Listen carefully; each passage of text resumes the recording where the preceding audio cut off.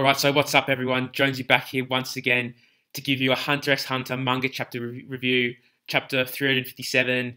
And I've just finished reading the chapter, and oh my god, what a chapter! I'm just lost for words over Hisoka's how he survived / revival, whatever you want to call it.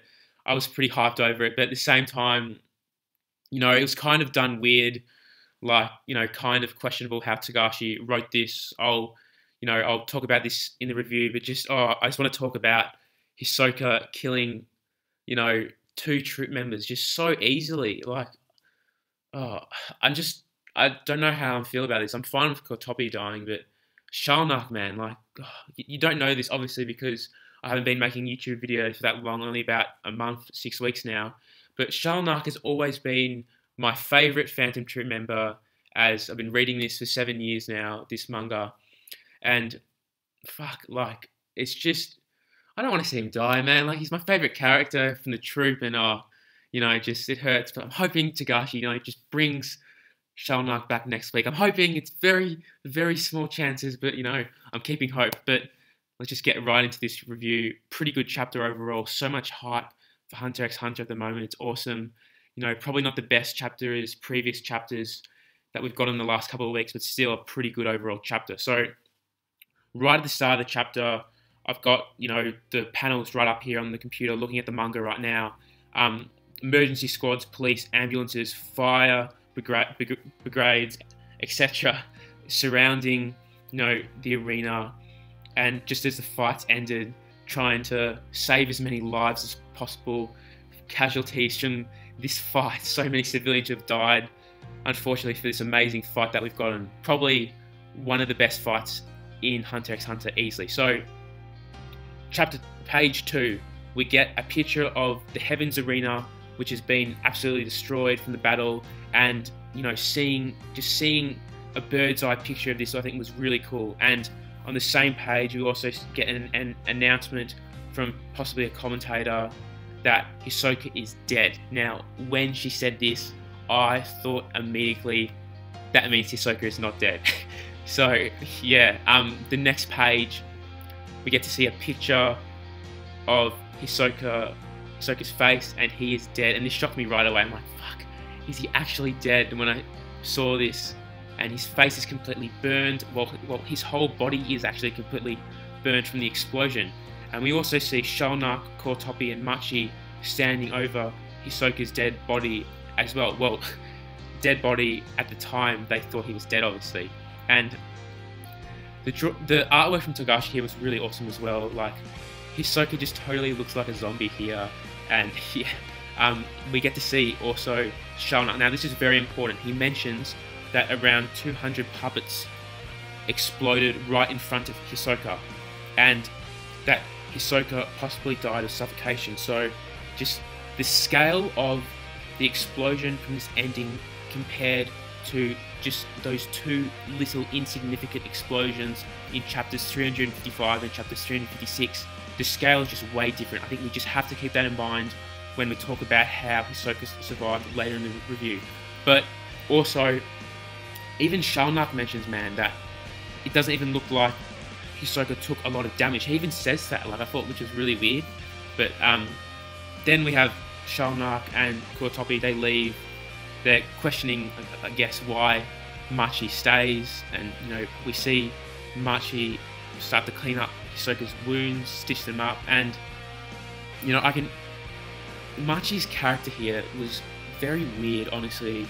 Like, we know how loyal she is to the troop, and before Hisoka left the Phantom troop, before the Yorkmu arc, we know that Machi and Hisoka were definitely, like, kind of friends. But seeing her in this chapter, how much she had a soft spot for Hisoka, wanted to stitch up his wounds even after his death, and then when Hisoka comes back alive and threatens Machi to tell the troop that he's going to kill every single one of them. And Machi's reaction to this is just so emotional. She's so raged. And she wants to completely kill Hisoka right there in front of him. And the only reason stopping Machi is because she's tied up in the bungee gum. So seeing Machi's character in this chapter was very peculiar, I gotta say. But maybe we're gonna see eventually, maybe this is kind of foreshadowing of Machi maybe potentially leaving the Phantom Troop in the future and joining Hisoka. I'm not so sure about it at the moment, but it's definitely a possibility seeing this in this chapter. So, as I said before, Machi is sewing Hisoka back up, fixing the wounds with her Nen stitching ability, and to Machi's dismay, like, she's totally stunned, and Aura surrounds Hisoka, and this shocked me as well, honestly. And so it's Machi, she's stunned. Hisoka is clearly dead right in front of her, and Aura surrounds her, and then we get a panel of Machi saying in her head, and this is really important, Nen becomes stronger after death. So Hisoka, somehow Machi's put his right hand across where his heart would be. And so because the Nen has been activated and becomes stronger after death, the hand squeezes the heart. So this is able to create a pulse, and Hisoka starts coughing, which he eventually that's how he's able to survive it. And I just want to mention here that now we can assume that Hisoka has got an increase in power, obviously from the Nen becoming stronger after death, and maybe this is definitely most likely going to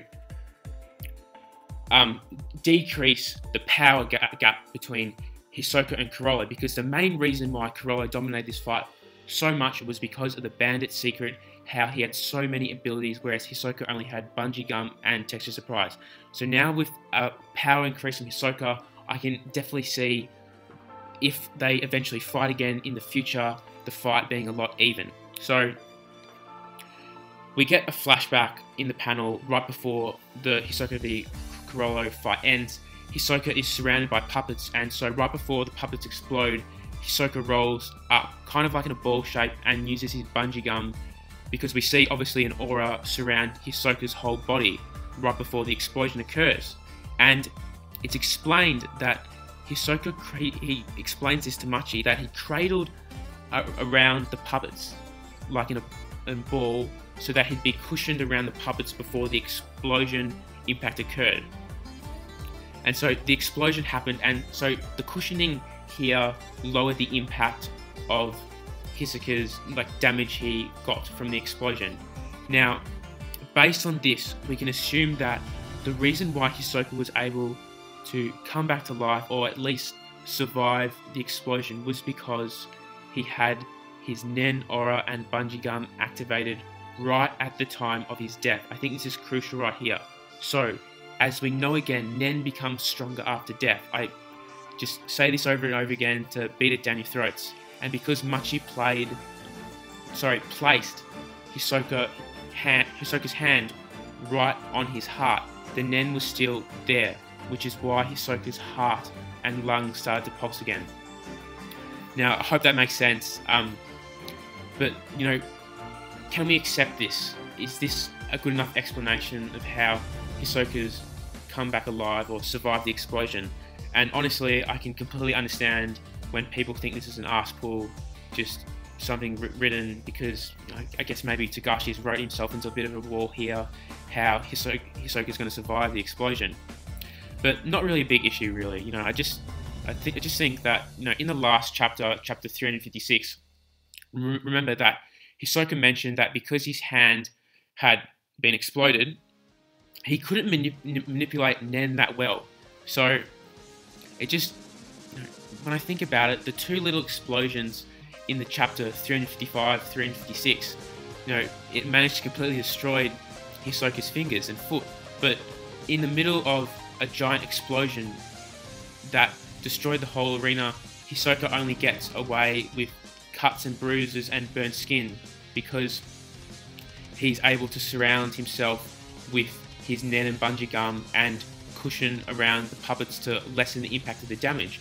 Where previously, in the last chapter, we found out that he couldn't manipulate Nen that well. So how is he able to use his Nen so well now all of a sudden? It just kind of seems like a bit of an arse pull. And then we get right before Hisoka, he now wakes up, and just seeing seeing Hisoka's reaction to seeing Machi like with the little love heart in the panel was just awesome to see. And you know, then we get to see Hisoka. He's able to completely heal himself with the bungee gum and stops the bleeding, and he's even able to fix his body parts that were destroyed with Texture Surprise. So he's been able to reproduce his arm and legs that were previously destroyed from Corolla's attacks with the puppets, with Texture Surprise and bungee gums combined. So, you know, if people say that one, Hisoka escaping death is kind of an ass pull from Togashi, and two, being able to heal himself so easily and conveniently out of nowhere, I can't argue with them if they think that how Hisoka survived the explosion or was revived, plus the healing, is not well written at all, really. I can't argue with them there at all based on this. So I'm not really worried about it. It's alright, really. So then we get Hisoka telling Machi, after he's come back, you know, he's all healed, he's gonna go after the spiders and kill every last one of them. And this is just so epic right here, man. Like, Hisoka tying up Machi and telling her all this, and she can't do anything because of the bungee gum. She's completely stuck there, being tied up in it. And as I said before, Machi's characterization here, very strange, but her soft spot to Hisoka changes so completely here as she rages with emotion when Hisoka says he's going to kill every last member of the Phantom Troop, Machi's family. And she just wants to kill him so bad, which is really weird. As I said before, you can definitely see these two pairing up. Maybe Machi said, maybe Machi leaving the troop, joining Hisoka, but I said that before, I'm not going to go into that again. Then we cut to Corolla. Now, he's on the phone here to Shalnark, and I think we can presume that some time has passed, a significant amount of time. It's since the fight ends, you know, the fight just hasn't ended right away, and Corolla's just gone off into the city. Like, a little bit of time's passed, probably like an hour, 2 hours, 3 hours, and so he's on the phone with Shalnark, and Corolla tells him, get ready to go to the Dark Continent and meet me at the ship, because we're going to be stealing the Kakin royal family's treasure. And this is just awesome. It's all getting tied up, the ending of this series in the Dark Continent. Oh, the only thing that we just don't know about left is Meteor City with Gyro, but we'll probably, I reckon in the next 20 chapters we might get something about that. But, you know, Hisoka, Corolla, again, I just want to mention, he does not know that Hisoka is still alive, and also Corolla mentions to Shalnark that he's gonna give his black boys back on the ship. But, you know, and then we get the scene of Hisoka killing Kurotopi while he's on the shitter, man. Like, when I read this, I'm like, what a way to go out. Oh man, like, it was pretty funny watching it, honestly. And then Hisoka, what we presume, Shalnark is dead. And as I said before, my first reaction to this was just, shit, man, like, you're killing one of my favourite characters off in the series, Togashi. But overall, a great Hunter x Hunter chapter this week. You know, a little slight nitpick I have, obviously, with the way Hisoka survived the explosion, but everything else was excellent in this chapter. And, you know, now I can definitely see Kurapika and Hisoka teaming up in the Dark Continent to try and kill Phantom Troop members. Also, story development in this chapter, so much occurred. I just want to conclude on this. Hisoka surviving the explosion. 1, 2, the spiders going to the Dark Continent. 3, Hisoka's goal to kill all members of the troop, as well as Corolla obviously going to the Dark Continent. And lastly, the deaths of Kurotopi and Shalnark. RIP Shalnark, everyone. Comment that down below. Also, character development for Hisoka. Don't know if you noticed this, but Hisoka admitted to Machi he was too cocky, he should have picked his opponent better, didn't realise how strong Corolla was, and that was the reason for his downfall, and also should have picked the location definitely more carefully. So, that being said, I'm done. Greg Jones signing off. Thanks for watching this review. Rate the video down below, comment your thoughts, share this to the masses, and subscribe for more Hunter x Hunter reviews and discussion videos. Thanks guys, have an awesome day.